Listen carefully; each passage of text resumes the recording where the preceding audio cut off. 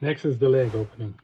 Now, you will want to naturally, like with the jeans laid out, just measure across. Don't do it that way. The best way to do it, open the jeans up, because you don't want the seams and like the fold parts of the hem or the leg interfering with the real measurement. So you want to pop that open, turn it to the side, and then you want to measure a little bit above the hem. Just follow maybe the thread and go across to get your measurement. So this 7 7/8, so that's going to be 15 3/4.